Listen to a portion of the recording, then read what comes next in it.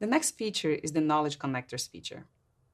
A knowledge base is a collection of documents. Currently, we support FAQs and articles, and these can be used to augment the defined intents. They help answering questions from pre-existing knowledge sources. Let's take a look at how we can add a knowledge base with FAQ to an agent. In the Dialogflow console, click on the Knowledge option. You see that Create Knowledge Base button exists. Click on that. Choose a name for your knowledge base. So say Agent FAQ. Click Save.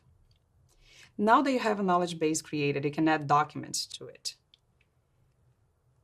As I mentioned, we support FAQs and articles. So let's see one example where we point a document to an FAQ that exists in an HTML format, and you see that the agent will bring the question answer pairs to your agent.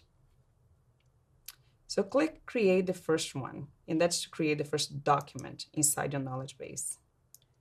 I will name my document Agent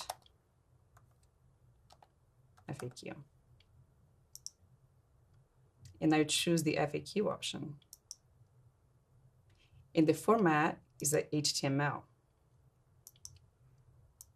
Then I will type the URL where I want my FAQ to be pulled from.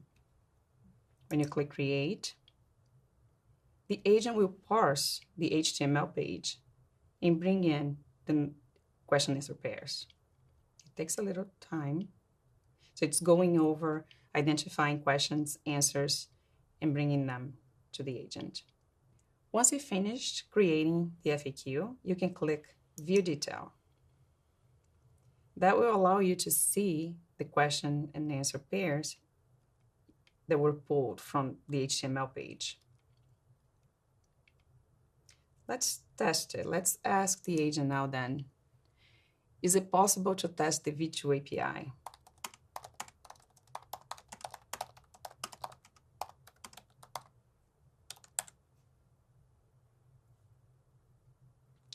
You see now that the intent detected comes from the knowledge base.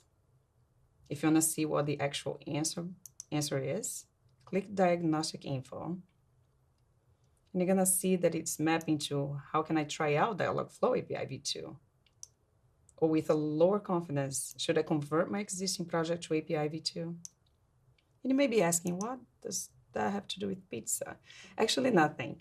But we decided to bring an FAQ that we have access to, so we can pull the question and answers and show you how the feature works. If you decide to try another example, just type it. So let's say, do I need to change my client library right now? So now that we have a v2, do I need to change my client library? And then it points to another answer in the knowledge base.